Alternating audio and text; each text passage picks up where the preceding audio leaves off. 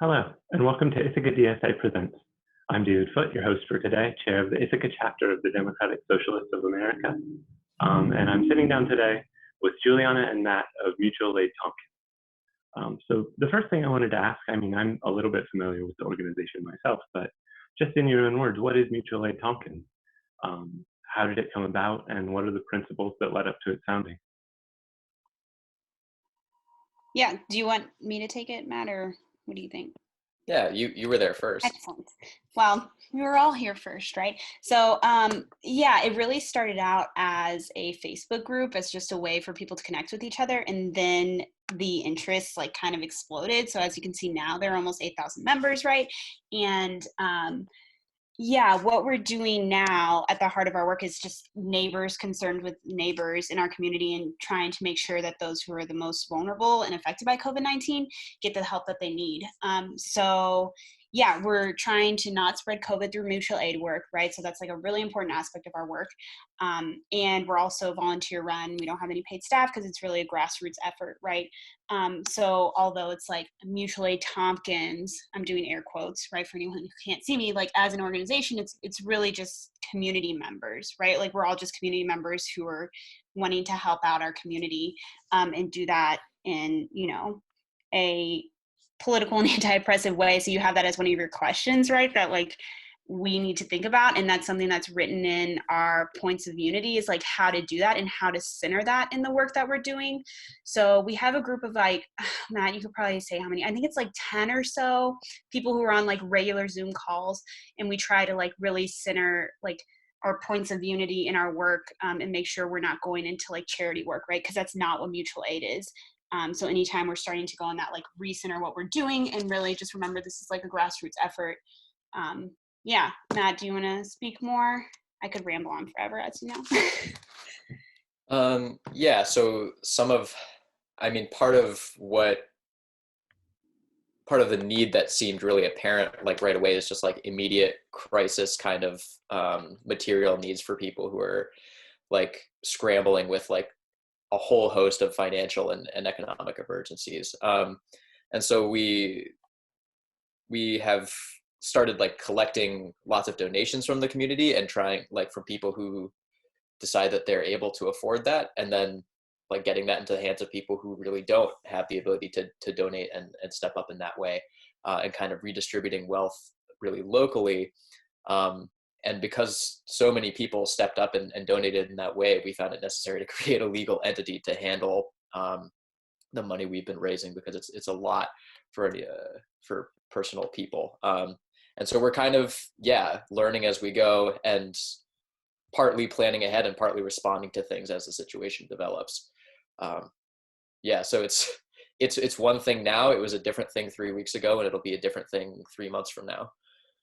Yeah. That's an interesting point of view, because I know just the work that I've been trying to be involved with organizing, there was a period of shock, really, in the first few weeks of this, where I don't think most of us knew how to respond, not just community activists, but local officials. Have you found that having a group together, people to plan with, really led to some more opportunities opening up?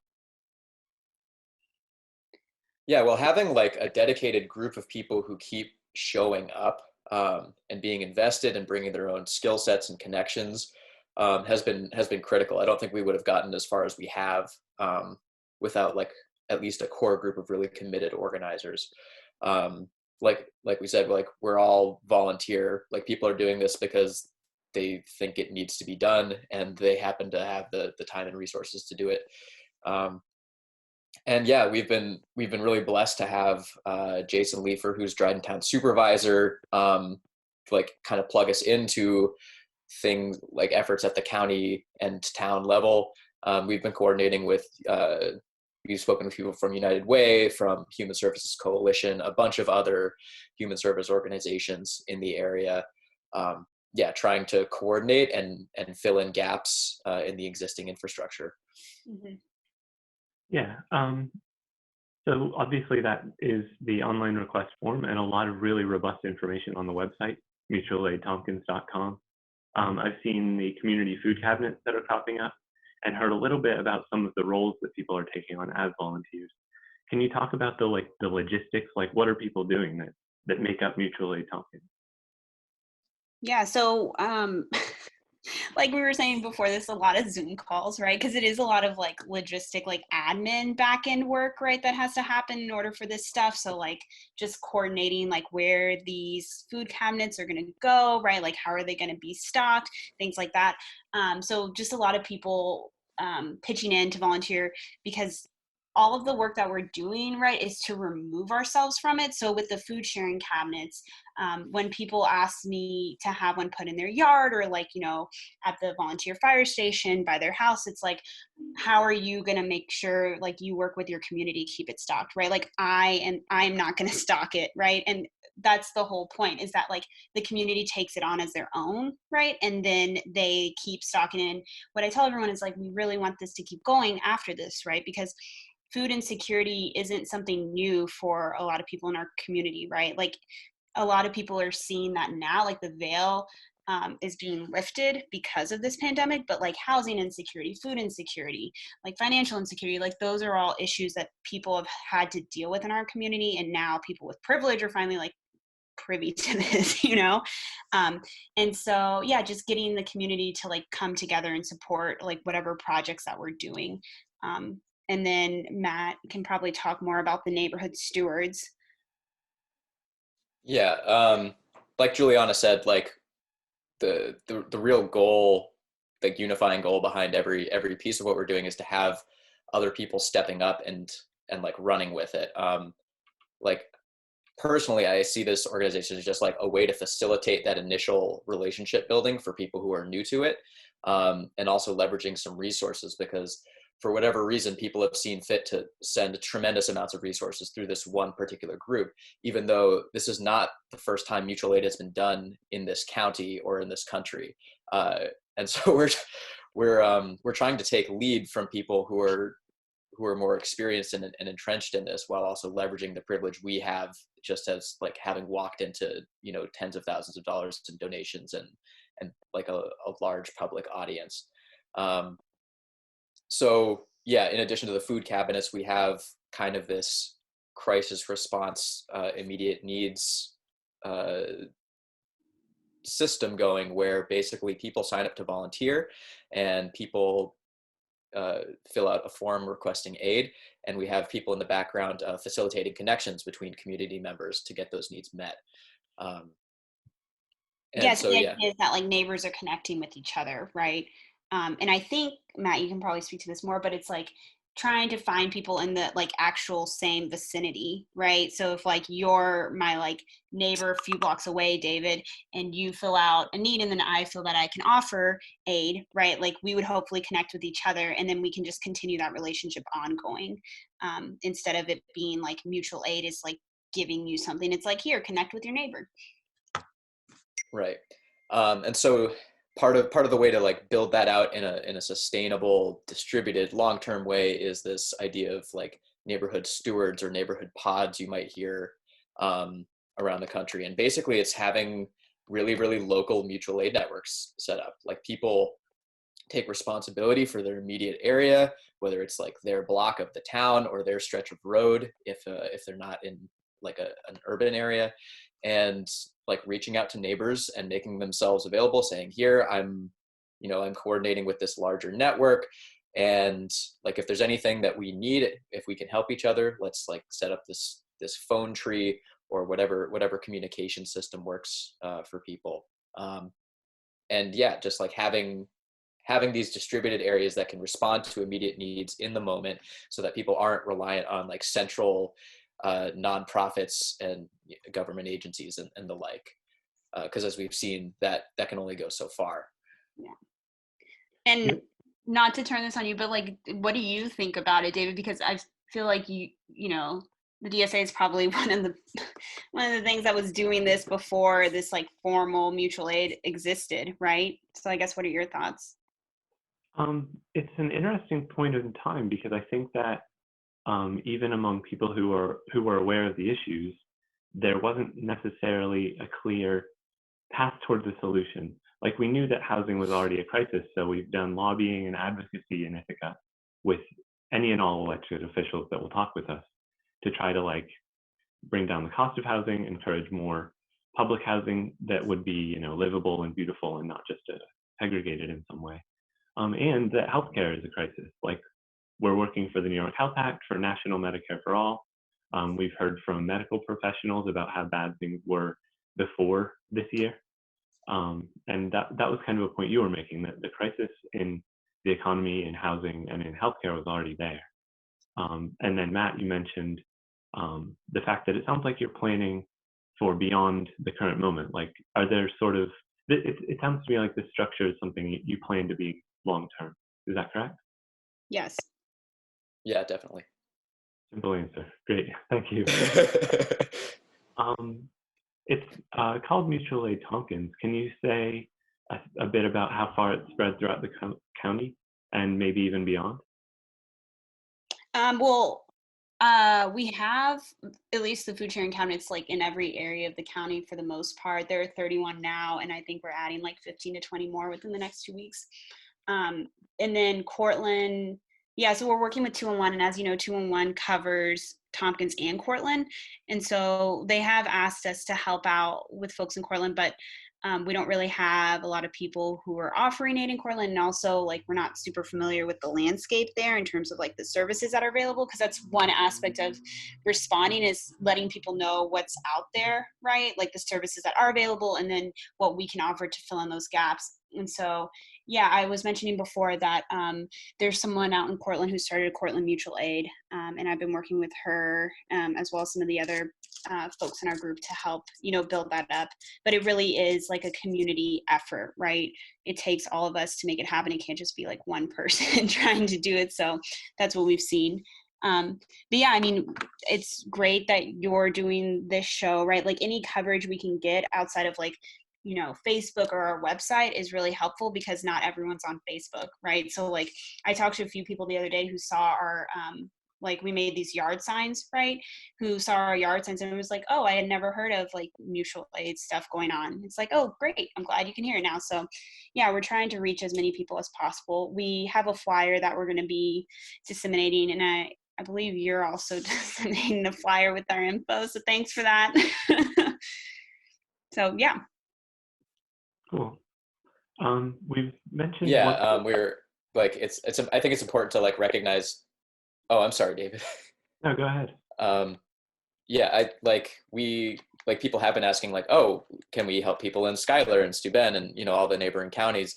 And like we just got started and we're barely figuring out like what we're doing on the ground in Tompkins. And even now, like the need in Tompkins far outstrips what we've figured out how to handle. So yeah, it would we would of course everyone everywhere needs resources, people outside of Tompkins perhaps even more so. And like we're happy to share the model of what we're building, but you know, the point of what we're trying to do is like decentralized community-based leadership, and so really it's in everyone else's hands to organize, and we're happy to share, you know, our experience about that and help people get started with their own thing if they see our model as helpful. That's great. And I'm going to come back to that thought and ask you to flesh it out a little bit more. But before then, I wanted to talk about this as a political project. It says on the website that mutual aid is political and anti-oppressive by nature. Can you talk a little bit about what that means to each of you and to the people you're organizing with? Yeah, so we found that we had to put that in there because people were in the Facebook group, you know, because we would post things like the rent strike or whatever else, and people were like, this isn't the space for that, you know, like this isn't a political group. And it's like, well, actually, in case you're wondering, right, like these things are political, right? So it's like, it really sucks that like helping people get their basic needs met like is a political thing, right? That should like not have to be, but here we are living in America, right?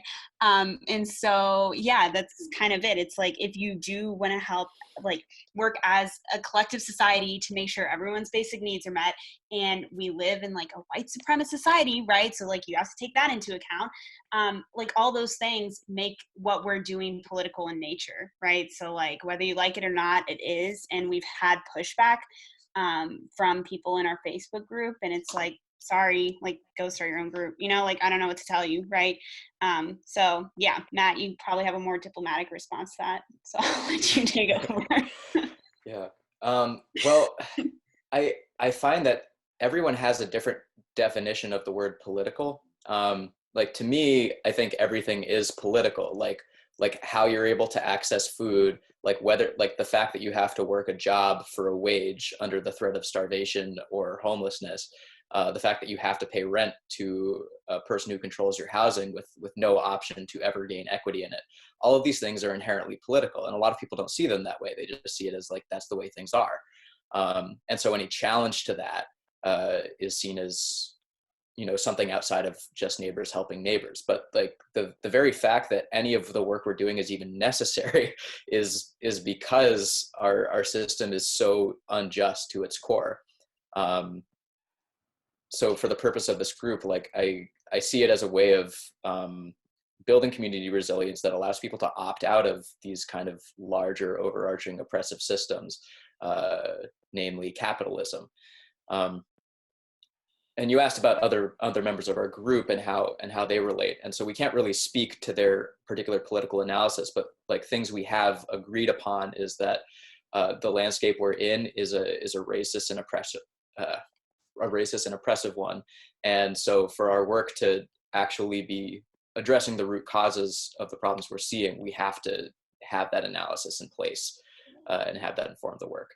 Yeah. And that's why I'm glad we're doing like interviews like this, right? Because we've had a few like news coverages, right, of our stuff, but it's like about the physical item, right? It's about like the physical pantry. And it's like, no, it's not about the pantry. That's not what this is about, you know? And it's hard for people to like see past that. And I think there's a lot of reasons, right? Like this is something we talk about often, right? But I think a lot of people have like internalized their own oppression, right? And so it's hard to like get out of that mindset.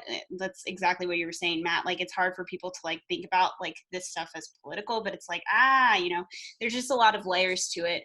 And so I'm glad that we're able to have this conversation, and I'm hoping we can have like more conversations like this that flesh out the work that we're doing. Cause I think what's happening is it's just like a lot of people are seeing the surface level of it, right? Which is great. You know, I'm glad that that's happening, but I think there are more layers that need to be talked about and uncovered, you know?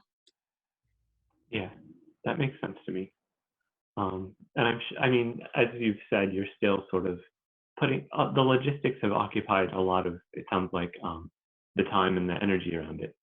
Yes. But I'm glad that the ideology, the political nature of it, is still sort of central to what you believe and why you're doing it. So I'm sure that that will become more and more the central aspect of it as things come together and structures are built. So let's talk for a moment about some of those structures. If there's people that are listening in who might have something to offer, what are the ways that they can plug in? What are some of the specific roles that are needs, or things that people could do today if they felt like it?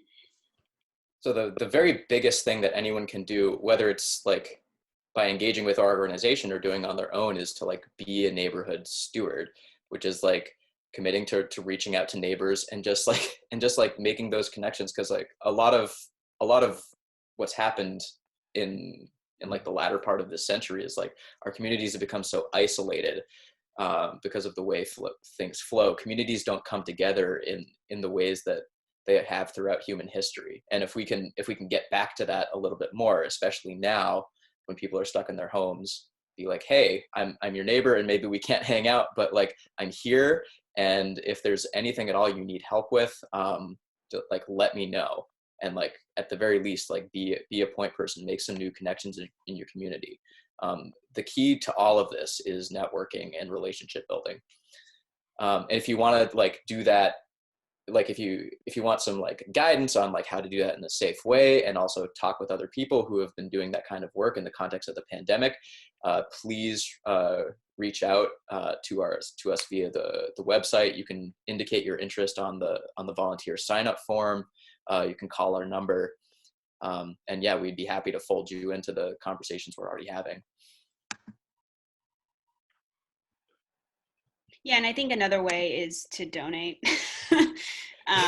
Donate money. So I'm just gonna say it. Yeah, so You can we're also donate collecting money. donations, and those donations are going towards building these food sharing cabinets that are going up around the county, like creating more points of food access for everyone, no questions asked. We also do like direct cash aid to people in need.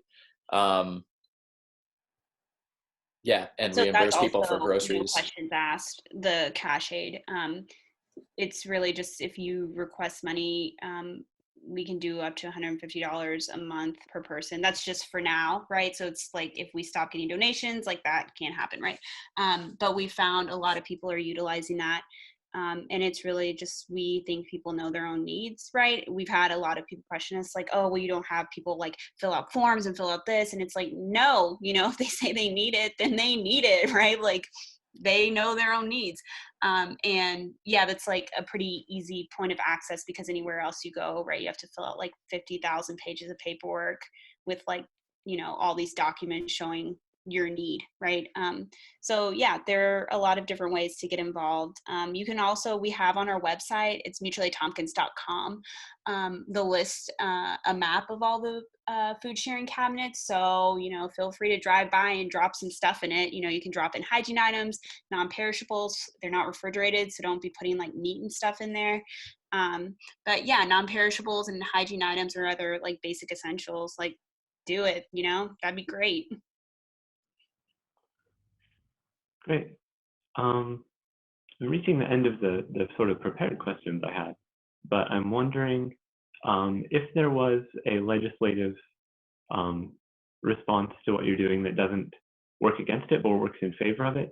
Are there things that our local officials or state officials could work on that would benefit our communities without sort of stepping into what you're doing with Mutual Aid Tompkins? I'm thinking about like public banking or public power, things that would necessitate maybe less extreme reactions like rent strikes or utility strikes. Well, yeah, if we could all just agree as a society that people need to live in houses, and that is a non-negotiable fact, and that for no reason should anyone ever be excluded from said housing. Yeah, that would go a really long way, especially come winter time. Like the the fact that we're organizing to like get basic necessities to people living in the jungle behind Walmart, when like the Marriott Hotel is putting a bunch of sticky notes in its window saying thank you. Like they could single-handedly solve the homelessness problem in Ithaca by just opening up their glitzy hotel, especially for the duration of the pandemic, because tourism is on the low. So yeah, I think public housing with incredibly low barriers to option, not attaching basic necessities to the need to work a non-essential job, as we've seen a bunch of the jobs that we have going on are not needed to keep our society functioning. We can actually just give people what they need. Yeah. Sorry, that's like really broad and sweeping and radical, but like, yeah, like we have all of the resources we need. We can just give people food and housing. I agree with that. Thank you. Are there any individuals or organizations that helped with the initial structures that you'd like to shout out? People that should get a thumbs up at this time? I would say Phoebe Brown from Alliance of Families for Justice. She's been on like every single call, and she is like taken a lot of the leadership in the group. So yes, most definitely her organization. I'm trying to think. Yeah. Anything else, Matt? I don't. Oh. I feel like as soon as we hang up, I'm like, well, we missed this and this, so that sucked. I mean, I'm really grateful for Human Services Coalition. Like they're probably doing as close to what the government should be doing in this in this situation, and they've done the most for like centralizing all of the things and being a really accessible place to get people resources and refer them to other places. Yeah. Yeah, definitely. We've had a lot of calls with them, and they are doing a really good job of whichever needs they know they can't fill, or they will send people to us to like fill out our need form, so or request aid form. So yeah, definitely them, and I'm sure like a bunch of others that I'm forgetting right now. So I'm sorry. Oh gosh, the Advocacy Center. They just took time out of their schedule to educate our phone operators basically on how to connect people experiencing domestic violence to helpful resources for safety planning, and even just having emotional support.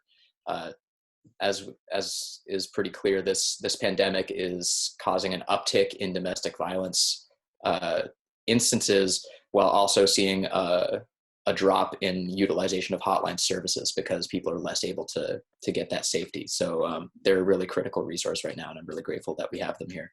Yes. And I want to give a shout out to Renee from the health department, because he always answers my emails very quickly, and I very much appreciate that. So he has worked with us to make sure that the food sharing cabinets have like proper like sanitizing protocols, right? So that they're not vectors for the virus, because that would be terrible. So yeah, that's been really helpful.